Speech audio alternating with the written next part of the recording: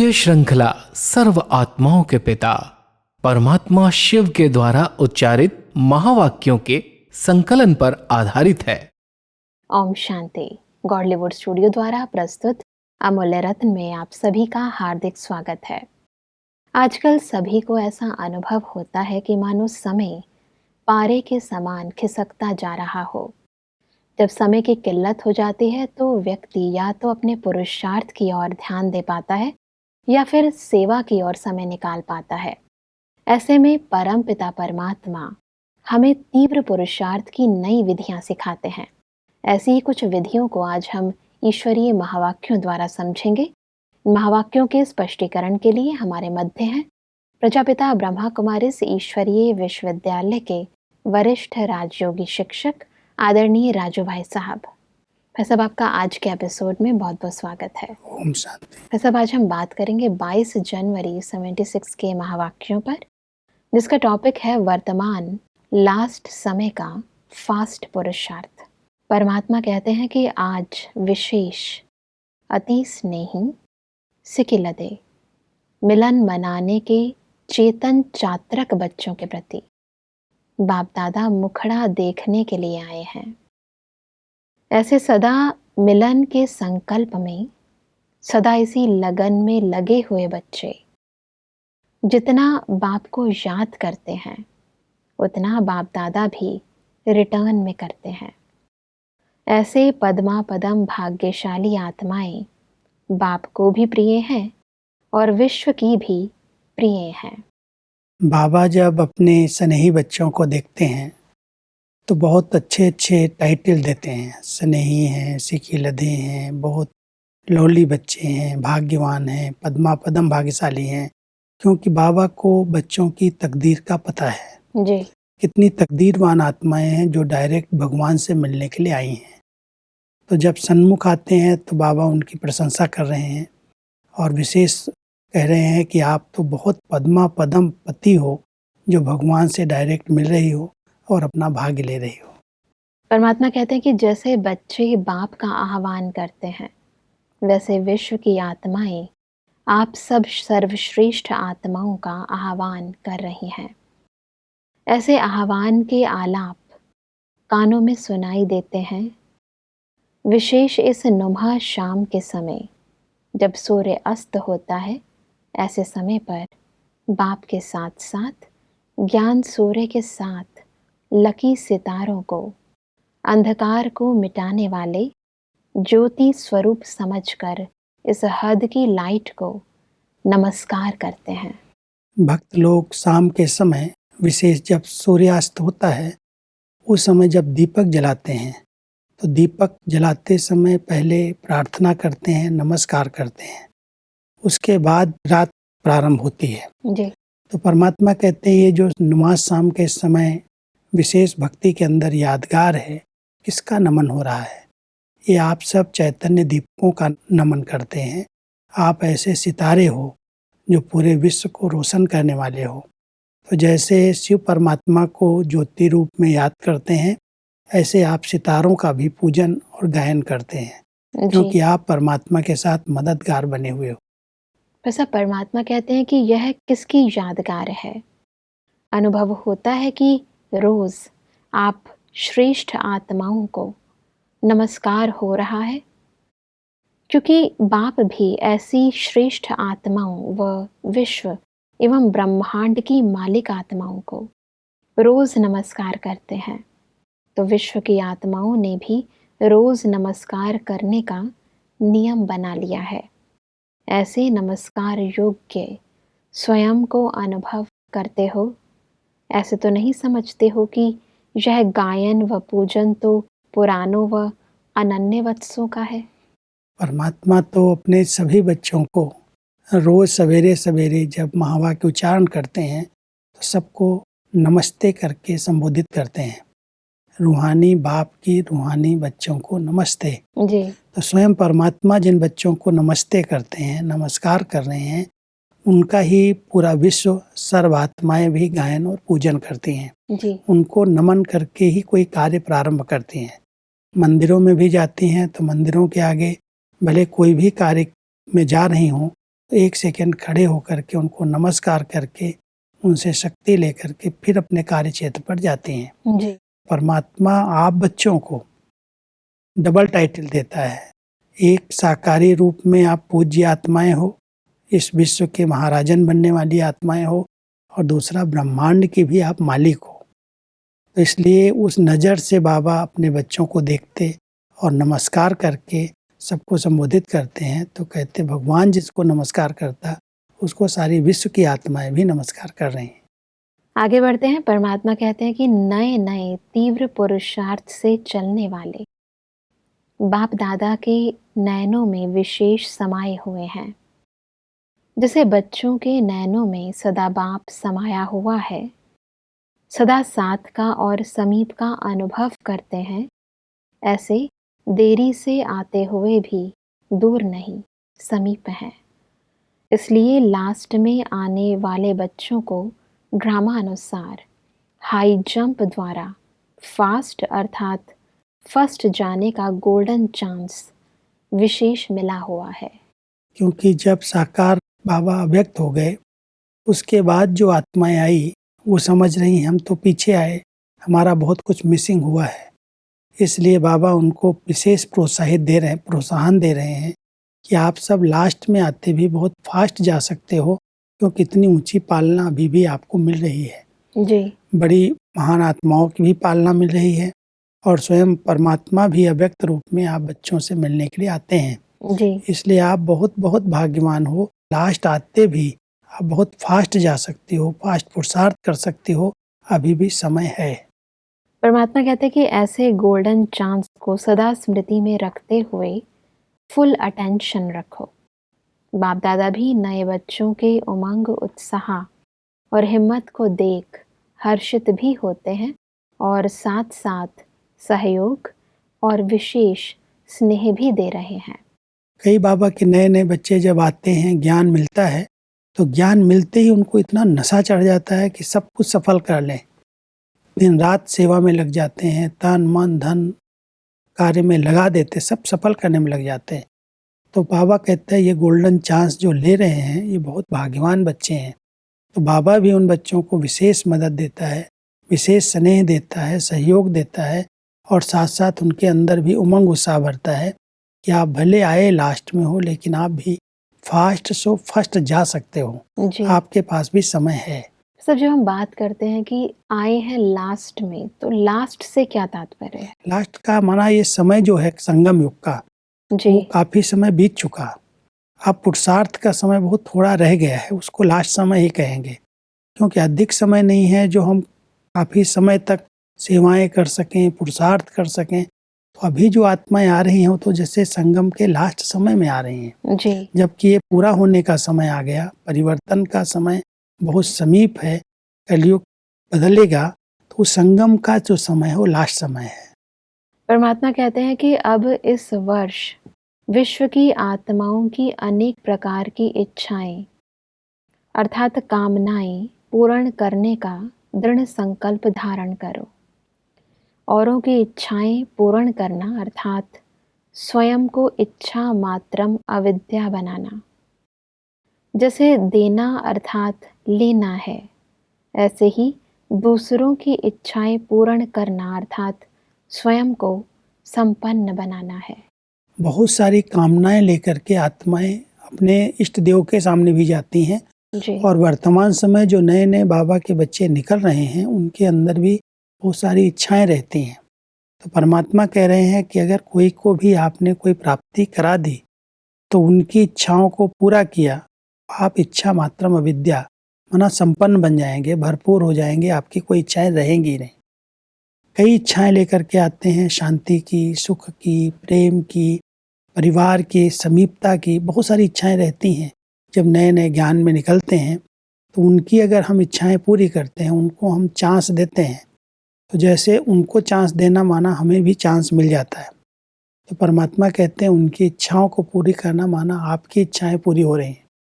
तो दूसरों को देना, मान लो अगर हम उनको समय दे रहे हैं, बाबा से मिलने का चांस नए नए को हम पहले देते हैं, हम थोड़ा पीछे रहते हैं, तो वो देना भी लेना हो जाता है।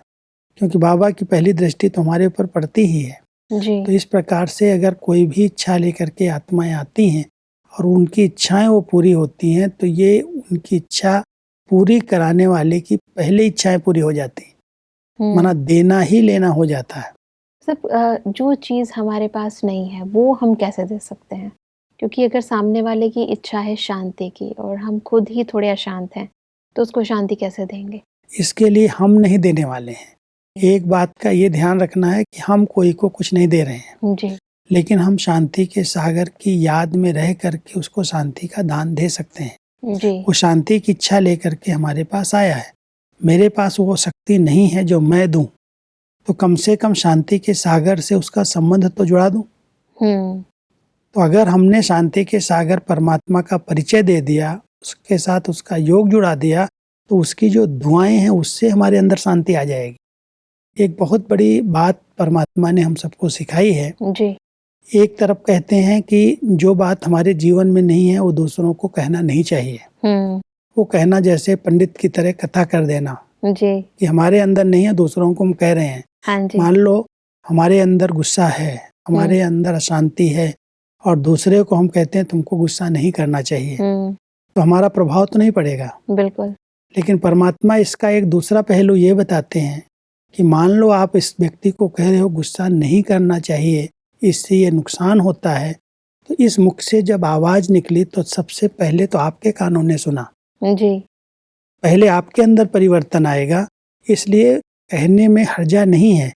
और अगर मान लो सामने वाली व्यक्ति ने गुस्से को जीत लिया, तो उसका जो शुभ भावना, शुभ दुआएं हैं, वो हमारे गुस्से को शांत कर देंगे। जी। क्योंकि रिटर्न में उससे हमें बहुत बड़ी प्राप्ति हो जाएगी।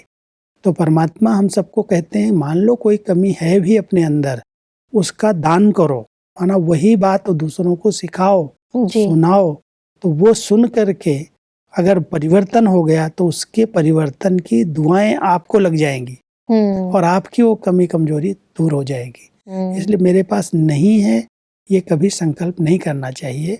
हम अगर परमात्मा से कनेक्ट हैं और हम दूसरों को कह रहे हैं, तो परमात्मा अगर उसको परिवर्तन करने में शक्ति दे देता, हमारे कहने से हमें भी उसका रिटर्न मिलेगा।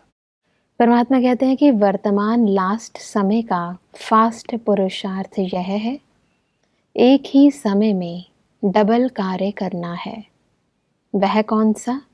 अन्य के प्रति देना, अर्थात स्वयं में भी वह कमी भरना, अर्थात अन्य को बनाना ही बनना है। वास्तव में वर्तमान समय ऐसा ही हम सबको विशेष पुरुषार्थ करने की जरूरत है। केवल हम अपनी कमियों को भरने में लगे रहें कि हम जब तक ये हमारे अंदर कमी है तब तक हम ज्ञान नहीं सुनाएंगे। कई लोग ऐसे होते हैं, कहते हैं हम ये पालन नहीं कर सकते तो हम दूसरों को क्यों कहें। परमात्मा इसमें एक बहुत गहरा राज बता रहे हैं कि बच्चे, दूसरे को कहने से आपको सीखने को मिलेगा, आपके अंदर वो शक्ति आ जाएगी। क्योंकि आपको भी जब दूसरों को कह रहे हो तो आपको अंदर अंदर दिल खाएगा कि ये मैं तो कर ही नहीं रहा हूँ। मान लो आपको मैं कहता हूँ कि आपको रोज अमृत वेले योग करना चाहिए, योग में बड़े अच्छे अच्छे वरदान प्राप्त होते हैं, और मैं अमृत वेले योग के समय सोया रहता हूँ, मुझे नींद आती है, तो मेरे कहने का प्रभाव पहले पड़ेगा नहीं। अगर पड़ गया, मान लो कोई भावना से आपने उस बात को कैच कर लिया कि इसकी भावनाएं बड़ी अच्छी हैं, करना चाहिए, और आप करने लगे, तो आपका जो रिटर्न है वो हमारे को निद्राजित बना देगा, हमारा अमृत वेला अच्छा हो जाएगा। जी। इसलिए परमात्मा कहता, कहने में हिचकना नहीं चाहिए, सेवाएं करते चलो, देने में लेना समाया हुआ है। जी। दूसरे की कमियों को ठीक करने के लिए अगर आपने कोई कदम बढ़ाया है तो आपकी कमी भी दूर हो जाएगी। और कई बार ऐसा देखा भी है कि अगर हम कोई पॉइंट किसी को सुनाते हैं तो कई बार ऐसी ऐसी बातें भी मुख से निकल जाती हैं जो कि हमने कभी सोची भी ना हो, जैसे कि स्वयं परमात्मा हमारे द्वारा उसको कुछ कहना चाहता है। वो भी है, अपने पास ज्ञान का खजाना तो जमा हो जाता है। जी। अपने चिंतन को तो हम अच्छा बना रहे हैं ना। हाँ जी। दूसरों को मान लो हम ज्ञान सुना रहे हैं तो हमारे अंदर भी तो चिंतन अच्छा अच्छा चल रहा है ना। दूसरे के परिवर्तन में हमारा परिवर्तन अपने आप हो रहा है, एक साथ डबल सेवा हो रही है। जी। तो तीव्र पुरुषार्थ यही है कि लास्ट आए हैं तो हम डबल काम कर रहे हैं। फिर सब परमात्मा हमसे कहते हैं कि जैसे भक्ति मार्ग में जिस वस्तु की कमी होती है उसी वस्तु का दान करते हैं, तो दान देने से उस वस्तु की कभी कमी नहीं रहेगी। तो देना अर्थात लेना हो जाता है। ऐसे ही जिस सब्जेक्ट में, जिस विशेषता में, जिस गुण की स्वयं में कमी महसूस करते हो, उसी विशेषता व गुण का दान करो, अर्थात अन्य आत्माओं के प्रति सेवा में लगाओ, तो सेवा का रिटर्न प्रत्यक्ष फल व मेवे के रूप में स्वयं में अनुभव करेंगे। कि अगर हम कोई भी विशेषता हमारे अंदर कम है और दूसरे के अंदर हम वो भर रहे हैं तो उसका रिटर्न मिलेगा। एक सुंदर सी बात सुनाता हूँ यज्ञ की। शुरू में एक बार कोई ऐसे कार्य आए सेवा के, जिसको दादी जी ने कहा सबको मिलके करना है, और कुछ लोग तो बड़े उमंग उत्साह से दादी जी की बात को मान करके उस कार्य में लग गए। कुछ एक ने कहा कि मेरी तबीयत ठीक नहीं है, मैं बीमार हूँ, मैं नहीं कर सकता हूँ। और कुछ एक ने दूसरों को भी कहना शुरू कर दिया कि क्या ज़रूरत है, ये तो मजदूरों का काम है, हम लोग नहीं करें। 2 दिन में 4 दिन में क्या फ़र्क पड़ेगा, मजदूर जब आएंगे तब कर लेंगे। तो उनके उमंग उत्साह को भी वो कम कर रहे थे जो करने जा रहे थे। परमात्मा ने इस पर बहुत अच्छी शिक्षा दी कि मान लो कोई अच्छे काम में आगे बढ़ रहा है, तन से सेवा कर रहा है, धन से सेवा कर रहा है, किसी विशेषता से सेवा कर रहा है, आप नहीं कर सकते हो, कोई आप कारण है, तो आप चुप रहो। लेकिन अगर दूसरे के पास आप जाके उसके उमंग उत्साह को भी कम कर रहे हो तो आपके ऊपर डबल बोझ चढ़ जाएगा। और अगर किसी के उमंग उत्साह में आपने मानो उसके पास, उस समय बाबा ने एक मिसाल दिया था कि 16 आने का 1 रुपया होता है जी। 16 आने में अगर किसी के पास 14 आना उमंग है और 2 आना आपने उसका और बढ़ा दिया जी, तो वो जो 2 आना है वो आपके पास 16 आना होकर के आ जाएगा। ये दान से पुण्य बन जाएगा। तो कोई भी बात में सेवा अगर हम नहीं भी कर रहे हैं, नहीं कर सकते हैं, दूसरा कर रहा है और कर सकता है, उसके उमंग उत्साह को बढ़ाएं कि करो, इसे ये भाग्य बनता है, इसे होता है। हम नहीं कर पा रहे जी, हमारे अंदर वो विशेषता या शक्ति नहीं है, लेकिन हम दूसरों से करा देते हैं तो उसका भी शेयर हमको मिल जाता है।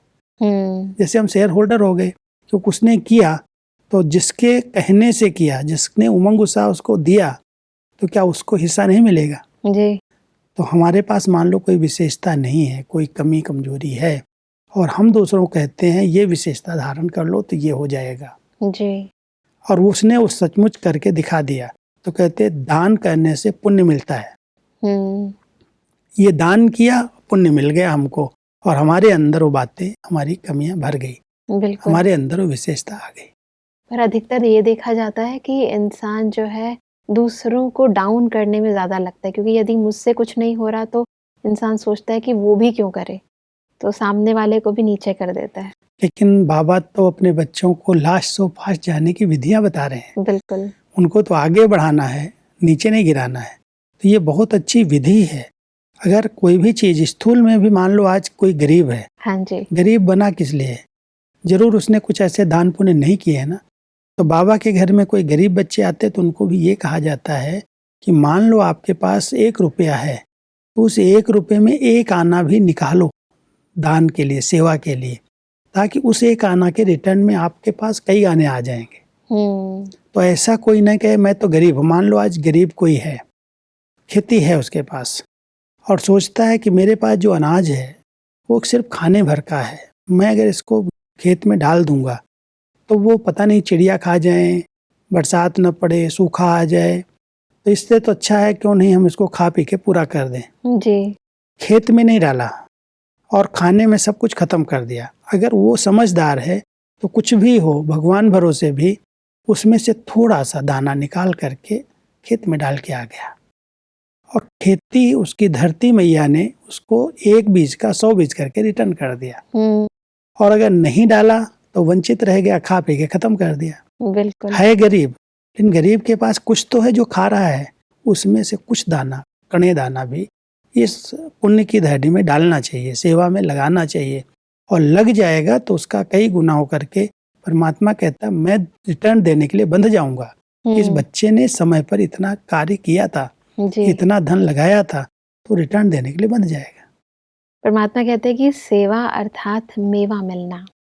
अब इतना समय पुरुषार्थ का नहीं रहा है जो पहले स्वयं के प्रति समय दो, फिर अन्य की सेवा के प्रति समय दो। फास्ट पुरुषार्थ अर्थात स्वयं और अन्य आत्माओं की साथ साथ सेवा हो। हर सेकंड, हर संकल्प में स्वयं के कल्याण की और विश्व के कल्याण की साथ साथ भावना हो। अंदर की प्लानिंग, अंदर की भावना ये रही केवल मैं अपने लिए स्वार्थ के, स्व के लिए कल्याण के संकल्प करता रहूं, अपने पुरुषार्थ में लगा रहूं, विश्व कल्याण की प्रति हमारे अंदर कोई भावना ही नहीं आती, तो परमात्मा कहता है जब साथ साथ करोगे तब लास्ट ऑफ फास्ट जा सकोगे। स्व कल्याण तो करना ही है, स्व कल्याण के बिना विश्व कल्याण संभव ही नहीं है। लेकिन विश्व कल्याण के प्रति अगर हमारे अंदर बहुत भावनाएं हैं तो स्व कल्याण कोई पीछे छूट नहीं जाएगा। स्व कल्याण और विश्व कल्याण दोनों साथ साथ ही हैं। परमात्मा कहते हैं कि एक ही सेकंड में डबल कार्य हो, तभी डबल ताजधारी बनेंगे। अगर एक समय में एक ही कार्य करेंगे तो स्वयं का व विश्व का एक समय भी एक कार्य करने की प्रारब्ध नई दुनिया में एक लाइट का क्राउन अर्थात पवित्र जीवन, सुख संपत्ति वाला जीवन प्राप्त होगा, लेकिन राज्य का तख्त और ताज प्राप्त नहीं होगा, अर्थात प्रजा पद की प्रारब्ध होगी। ये भी बहुत गहरा रहस्य है जी। कि वर्तमान समय केवल स्व कल्याण किया, अपने को पवित्र और योगी बना लिया, तो पवित्रता के आधार से पवित्रता का लाइट का क्राउन भविष्य में प्राप्त हो जाएगा। जी। लेकिन संगम के समय में अगर दूसरों का कल्याण नहीं किया, विश्व कल्याण नहीं किया, सेवाओं की जवाबदारी नहीं ली, तो जो रतन जड़ित ताज है उससे वंचित रह जाएंगे। माना राजाई घराने की बजाय आपको प्रजा में जाना पड़ेगा। है इस समय धारणाएं, पवित्रता भी है, शुद्ध अन्न भी खा रहे हो, अच्छा संग भी कर रहे हो, स्व कल्याण के लिए आप बहुत कुछ कर रहे हो, विश्व कल्याण नहीं कर रहे हो, कोई सेवा की जवाबदारी नहीं ले रहे हो, तो भविष्य के अंदर आपको प्रजा घराने में आना पड़ेगा।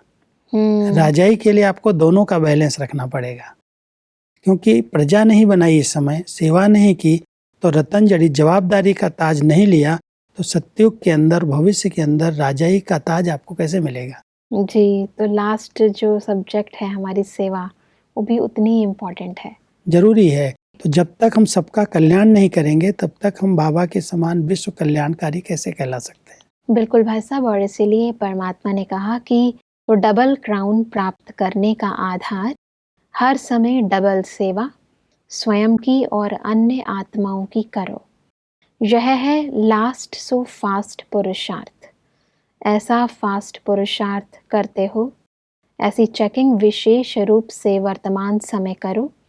इस साधन द्वारा ही स्वयं का और समय का परिवर्तन करेंगे। भाई साहब, आज हमने बहुत ही गहराई से कैसे हम स्व कल्याण और विश्व कल्याण दोनों सेवाओं का बैलेंस रखे, उस विधि को समझा। भाई साहब, इस स्पष्टीकरण के लिए आपका बहुत बहुत धन्यवाद। दर्शकों, आज के एपिसोड में हमने समझा कि वर्तमान समय अनुसार हमें विश्व की सर्वात्माओं की इच्छा पूर्ण करने का दृढ़ संकल्प करना है। जब हम औरों की इच्छाएं पूर्ण करेंगे तभी हम इच्छा मात्रम अविद्या बन सकेंगे। परमात्मा ने हमें कहा कि हमारे में जिस भी विशेषता, जिस गुण और जिस सब्जेक्ट में कमी है, हमें उसी गुण, उसी विशेषता का दान करना है, तभी हमें सेवा का प्रत्यक्ष फल मेवे के रूप में प्राप्त होगा। परमात्मा ने कहा कि फास्ट पुरुषार्थ करने की सहज विधि है कि हम स्व कल्याण और विश्व कल्याण की सेवा साथ साथ करें। दर्शकों, आज के एपिसोड से संबंधित यदि आपके मन में कोई प्रश्न है तो आप हमें ईमेल कर सकते हैं। हमारा ईमेल आईडी है amulyaratna@godlywoodstudio.org।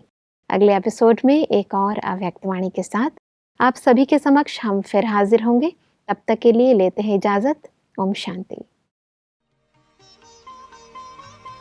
मुख्य सार: इच्छा मात्रम अविज्ञा। औरों की इच्छाएं पूर्ण करना अर्थात स्वयं को इच्छा मात्रम अविज्ञा बनाना। फास्ट पुरुषार्थ। जिस सब्जेक्ट में, जिस विशेषता में अथवा जिस गुण की स्वयं में कमी महसूस करते हो, उस विशेषता व गुण को अन्य आत्माओं के प्रति सेवा में लगाओ। डबल क्राउन प्राप्त करने का आधार डबल सेवा।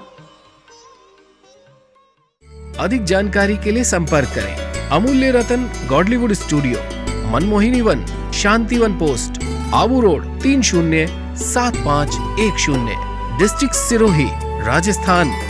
ईमेल आईडी है amulyaratn@godlywoodstudio.org। इस श्रृंखला को प्रजापिता ब्रह्मा कुमारीज ईश्वरीय विश्वविद्यालय के सेवा केंद्रों पर क्लास में नियमित रूप से चलाने के लिए गॉडलीवुड स्टूडियो से संपर्क करें।